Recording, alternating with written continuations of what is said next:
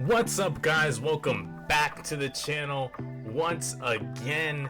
This is ItizChristion, and it is another episode of Survivor being recapped, episode 4 of season 47. And I'm not gonna lie to you guys, I'm a little heated right now.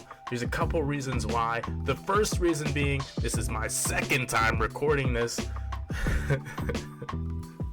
The first time there was a bit of a mishap. Anyway, the second reason is Rome is still here. I gotta say, that guy Rome, man, he gets on my nerves. I don't know about you guys, but man, out of the last few seasons, I gotta say, there's nobody that's really annoyed me as much as him. There was like Banu last year when he was begging and everything. That was kind of like, dude, what is this clown guy doing? And there was moments like Liz last year with her complaining and all that stuff. But nobody just kind of rubs me the wrong way as a personality as much as Rome has. Just an annoying guy. And Saul has all of my respect for being as patient of a guy as he is. So let's get into this. Let's start and set the scene a little bit. We will talk about who's left. Who do we still have here in the game of Survivor for episode 4? Well, on Gata, we have Andy. We've got Annika, we've got Rachel, we've got Sierra, and we have got Sam. That is the 5 people from Gata. On the other tribe, Blue Tribe, Tuku, that's where we have our guy, Kyle. Kyle is one of my favorites, man. He just has a pretty positive attitude, and, you know, he's had a rough life growing up. I think they said he's had 26 different homes he's lived in, been a foster child and everything. You know, I gotta give it up to that guy. And, I like him so far. We got Tiana, the first native Hawaiian to appear on Survivor. That's dope for her. We got Sue, we got Gabe, and we got Caroline.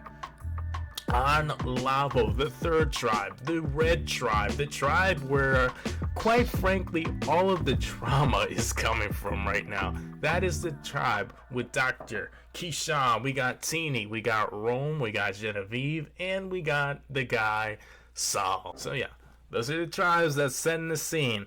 Let's get into this season 47, episode 4. How it starts out is we come back from the last tribal where, of course, Aisha ended up going home. It came down to Saul and Aisha, but Aisha was the one voted out, and so now we no longer have Aisha.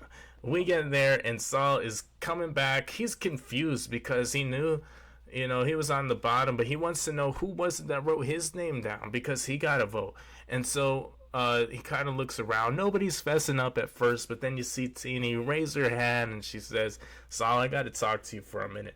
They end up talking, and when they talk, what Teeny says to Saul is, hey, you know, I know this goes against everything that I told you. I told you I wasn't going to write your name down in this game, but I just couldn't vote out Aisha. You know, the connection that they had formed was so strong up to that point. She kind of wanted to give her that, you know, that little pity vote. Couldn't let it be a clean sweep. Had to vote out Saul. Couldn't vote for Rome, Keyshawn, or Genevieve because that's the majority. You don't want to ruffle the majority's feathers. So Saul was unfortunately a casualty of war, but he's still there. And so she knows that she has to repair some of the damage that may have been done. And we get a clip of our not so much guy Rome bragging about how his game's been so perfect so far. He's in a great position. He found the Minia. They played in the Minia. He has to steal a vote. He's got all of his friends running around with him. Cool story, bro. Cool story, man. Whatever. We're not here for it. We're not a fan. And then we get to Gata. Gata has the 5 people of the tribe sitting together, and they're all wrapping around and sitting around. I don't know what I was doing there. But anyway, Sam was freestyling, sitting there with the other 4 people on his tribe, and his freestyle wasn't very much better than whatever I was just trying to do there a second ago. But it was what it was. They were having fun. wasn't meant to be serious. They're not trying out for America's Got Talent. They are playing Survivor and trying to pass the time. So we get Andy addressing, Sam and Sierra about Sam about Sierra about the dating rumor with Sierra. So he talks to Sierra about it. My bad. And so there it kind of like, Sierra just brushes off. It's like, it's stupid. I don't know why they feel that way. And I can understand that they're mad about it, especially because they're both in relationships. So that can be a little bit straining on the people at home, even if it's all it's all formed from advised stances. Like, they're not people on the tribe. These are people from other tribes who are just kind of outside looking in. They see these two people together and they're like, oh, they must be, hitting it off and flirting with each other. But that's not the case. And Sierra doesn't like that Annika even brought it up to the tribe, that the other tribe mates thought about it. And I can kind of understand that. It's like, why even bring more attention to it?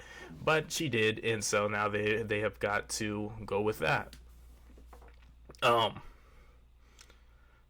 We cut to another scene. Sierra, Annika, and Rachel have formed an alliance together. It's called the Breadwinners, and I think Annika or Rachel came up, one of the two of them came up with the name of it. But yeah, that's a new alliance to look for going forward. We'll circle back to that. We will circle back to that. We go to Tuku. Sue is talking about how she's upset. She's tired, man. She's been out there for a couple days now. Everybody has been, but it's kind of taken a strain on her, and rightfully so. Everybody goes through their own things. Everybody, their bodies react to situations differently, and I can't take anything away from her for that. It is what it is. We hear Gabe talking, and Gabe talks about how, he's working closely with Sue. Obviously, we've seen him talking with Sue and Caroline, but that Sue was actually his ideal alliance partner when he got into the game.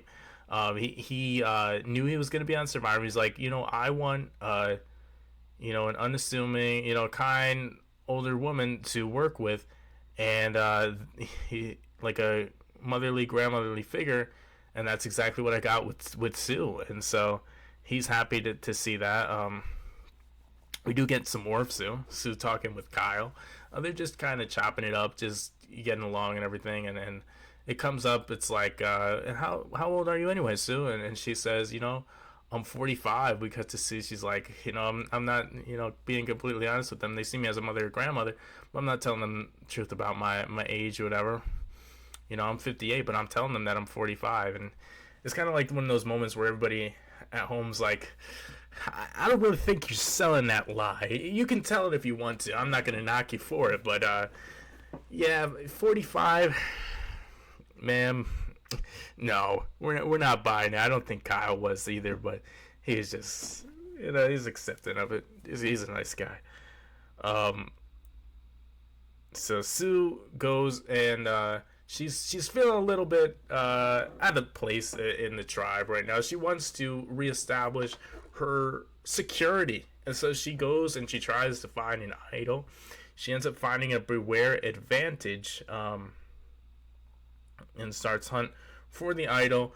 When she's finding it, there's a rope to pull. She cuts it, and at the top of it there's a pot that breaks open that's filled with paint, but also in the pot is the immunity idol. So she grabs the idol out, but now her hands are covered in this red paint. This red paint has also encompassed the entire area of forest that she was in. So now what she has to do next is clean up this mess, this crime scene, because it looks like there was just a bloody murder that took place. And so she does that. She tries her best with the water from the well. She washes her hands off.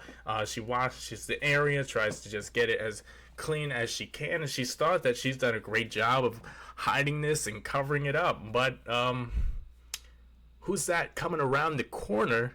Well, that's Tiana and Caroline, and they see her, and she didn't get herself as clean as she thought she was. And so actually she had a little bit on her face, she had some on her fingers, you could see she had it a little bit on her leg, and so Tiana's like, hey, are you okay? What's going on over here? You got like, did you get a cut over here? Is that blood on your face right there? She's like, oh no, I was just doing some stuff over here, but I'm good. It's fine. It was just like I was just doing some stuff, and then it's on your leg too. It's like, yeah, no, I'm fine. I'm fine. And is that blood in your hair? Of course, the title of this episode. Um, yes, obviously she did not get that paint off like she thought she did. And to this, I say the advantages of having a mirror in the living world, and the disadvantages of not having a mirror in the survivor world. So she didn't do as good of a job as she thought. So now they're kind of keeping an eye on her, but she got her idol, so she got what she needed out of it. Go back to Lavo. On Lavo, they know that since Rome played his idol, that there must be an idol back out in circulation, because typically that's how things go. Rome and Saul, they're individually looking for idols. So obviously Saul, he feels at the bottom of things. Him or Aisha were going home last time. It was Aisha, but now he knows that he's probably public enemy number one on the tribe, so he has to ensure his security, and that's what he tries to do. But when he's trying to do that, Rome does one of the most annoying things I've seen on Survivor, and he follows him around everywhere like a gnat. Like a gnat. Gnate. Gnat. And when he's doing that, Saul gets to a point, he's like, dude, can you stop following me around? And this is exactly how it sounds. He says, I don't have to stop, because it's Survivor. I can follow you around as I want. That's how he sounded. True story. Absolutely true story. And so Rome talks about how good he is at finding idols. Keyshawn, we see him. He talks about how good he is at manipulating. Rome just continues to be the most annoying person on earth. Genevieve kind of pulls Saul to the side and she's like, hey man, I think that we can maybe work together. I know he's being annoying to you right now. I don't think that's cool and everything, but I could see a scenario where we're ended up working together. So we just get a little bit of that, just a little bounce off. Cut over to Gata, and this time when we get to Gata, it's kind of just Andy being a goofball. It starts out with Sam noticing that there was a shot in the dark left behind. They're like, who's shot in the dark with this? And then they're all like, it's probably Andy's. He's been such a sloppy game, and I gotta say, Andy, since the first episode, he was an absolute crash out in that first episode, man. He was just all over the place, but as a person, he's not so bad, dude. He's not so bad. He's got his insecurities and he's a goof, but he's not bad at all. We see him obviously leaving behind the clue, and then we see a clip of him tipping over the boat while they're trying to go fishing. It's all funny. It really is. Andy talks game with Sierra. Sierra spills the beans that she is in an alliance with the breadwinners, working with the girls, but she wants to build a bond with Andy, and so she lets him know about it. And then Andy, of course, goes and tells Sam about it, that Sierra has another, the girls are together, they're called the breadwinners, and Sam, kind of confronts Sierra about this. He's not happy. He's like, why am I finding this out? Why did you not tell me about this? And in hindsight, yeah, she probably should have told Sam first before she told Andy. But things flow as they flow, man. You can't really take everything too personally. The fact is, I believe she's more loyal to Sam. And I think that if things were to break down, that it would be a pairing of Annika and Rachel, and then it would be Sam and Sierra, and that swing vote is Andy. And I think that Andy is already forming more closely alliance with Sam and Sierra, so he would swing over that way. But yeah, I don't think he should have to worry about Sierra. I understand why he does, but I don't think he should have to. We get to immunity and reward. Reward this time is 2 hens for the real winners. The first place, they get 3 hens that lay eggs, and then The runners up, second place, the kind of winners, kind of losers, they get 6 eggs that have been laid by the hens to eat. And yeah, obviously, immunity is immunity. It is a multi-course type of thing. It ends with a puzzle at the end. There's a part where they have to put a frame together and throw some sandbags through it, but they can't knock the frame over, because if they do, they have to build it back up and put the sandbags through. They have to land like 2 or 3 sandbags. And everything really between the 3 tribes is pretty even up until the part where they build frames. Then Saul actually gives them a pretty good advantage by getting through it really quickly. He got to move through next, and then Tuku. And then they have to, get these sandbags, and Lavo remains in the lead. They have a pretty decent lead getting up to the puzzle. So they have all the time in the world to put this puzzle together. But here comes Gata, and here comes Tuku. And all this time, and Rome and Genevieve are there, but Rome hasn't connected one piece yet. Getting pretty concerning at this point, to the point where Gata actually wins and gets first place. After all that time that Lavo had an advantage, didn't matter. Gata wins, gets first place, and still nothing from Rome. At this point, Tuku's almost finished building their structure. You think at this point maybe Genevieve might step in, or Rome might say, "Hey Genevieve, do you think you want to step in?" I don't know what's going on. Lack of communication, possibly stubbornness from Rome. I wouldn't put that past him at all, based on the person that we've seen him to be. But yeah, this just is not a fun time if you are on Lavo. Rome absolutely tanks them. They end up losing. Tuku gets second place, so Tuku gets the eggs. Gata gets the hens, and that's that. Afterwards, they're told, "Hey, I need people for the journey." Gata sends Andy. We got Lavo sending Teeny, and Tuku sends Caroline. Gata celebrates getting their chickens. Rachel talks about in confessional that she would like to eat the chickens if everybody's down with it. Then Sam actually says the idea out loud, and so we got 2 at least that are down with it. I think Andy might be okay with it. The only person I know for sure that was not okay with it, I'm sorry, Andy went on the journey. I think Annika might be okay with it. The only person I know for sure was not okay with it was Sierra, who vehemently said, "I love chickens. I don't want this to happen. I go and feed the chickens, and I pet the chickens, and I love chickens." And that's like, yeah. But it seems like they are going to be eating that chicken. Okay, so we get back to Lavo. Rome ponders using that steal a vote on Saul, but because of Keyshawn's influence, decides, hey, maybe they should instead just try to convince Saul that it's a different name tonight instead of him, and say Genevieve. That's what Keyshawn suggests. We're going to circle back to that. Rome tells Saul about steal a vote, but this is where Rome presents Saul, as he says, with an ultimatum, which is really just a threat. Yeah, it's really just a threat. And he says, "Hey, I'm going to use my steal a vote on you and take your vote away today. The only way I won't do that is if you give me your shot in the dark." And he's like, "So you're threatening me right now?" And Saul's his hands over his hair, and he is so over it.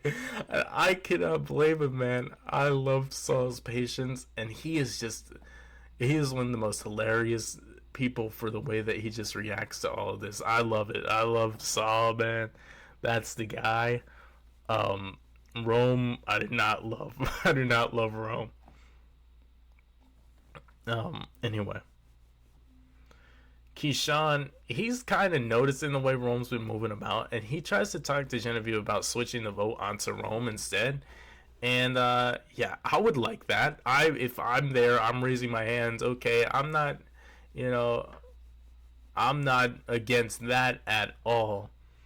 But of course, I'm not on track. Caroline, Teeny, and Andy, they arrive and they talk to each other before reading the message, because they have to read the message before they turn over the hourglass.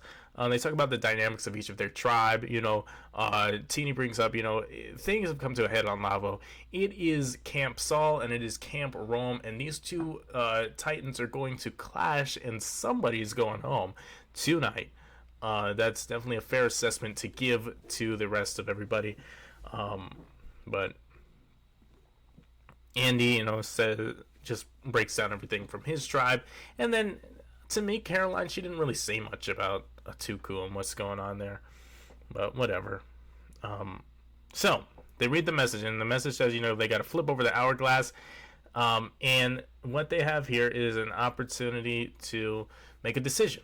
They can either decide all on the same person that's going to get lose their vote at their next tribal council, and if they do that, then all three of them get an advantage to use. But if they can't come to a decision of one person to lose their vote, all three of them lose their vote, and no advantage for anybody.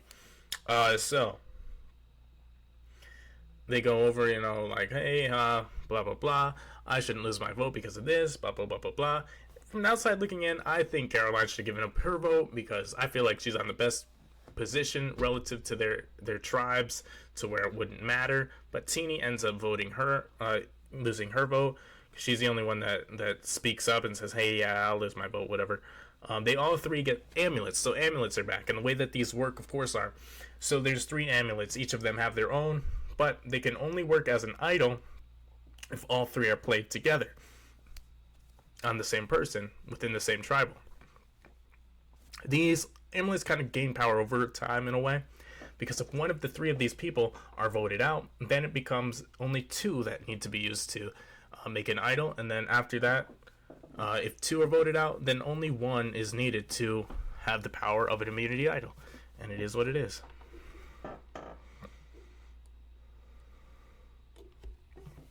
Get back to Lava. This is the final call, basically, before we get to everything.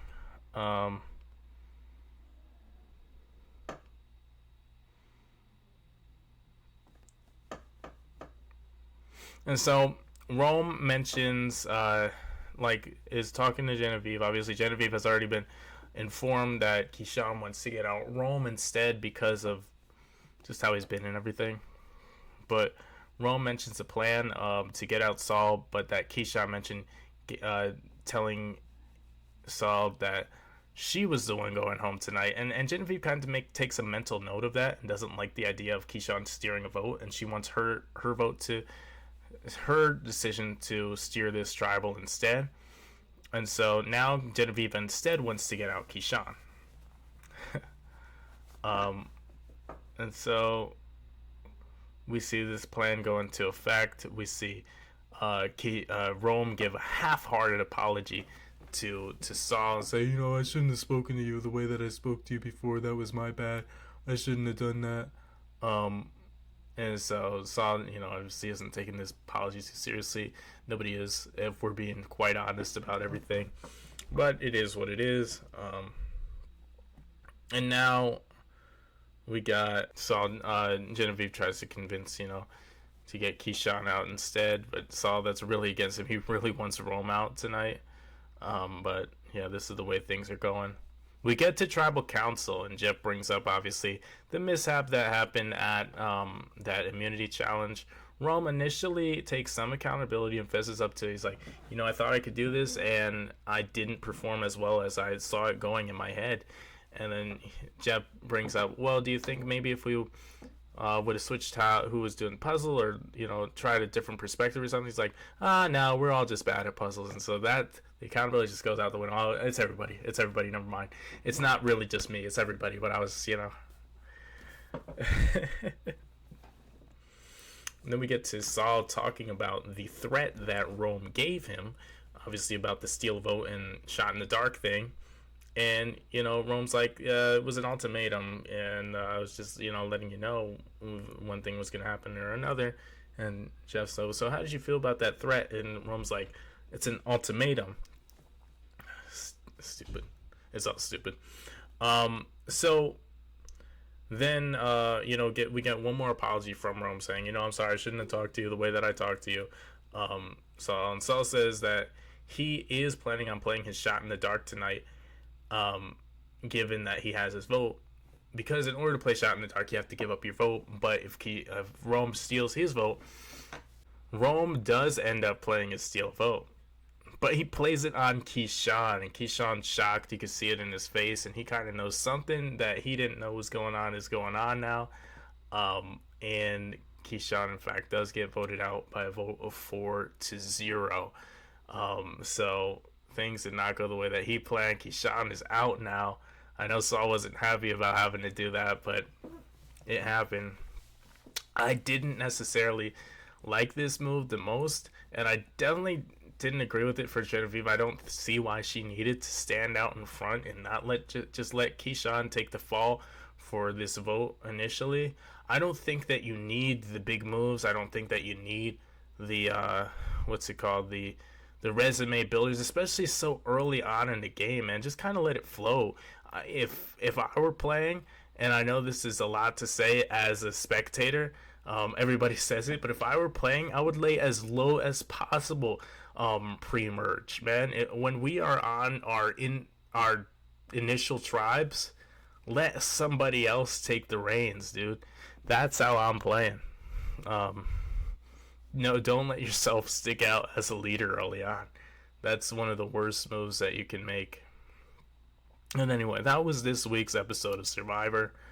It was dramatic. It was entertaining from that perspective, but it was also like make you want to punch something because of how insufferable Rome was. And I hope that guy gets out soon. Anyways, if you guys enjoyed this video, of course leave a like on it. Leave a comment down below what you thought, and click the subscribe button. Consider clicking the subscribe button so you can see more. Click the notification bell on top of that so you can get updated every single time that I upload. And I'll keep on being here, back with Survivor, back with reality TV stuff. I'll see you guys in the next video. Have a great day. Bye bye.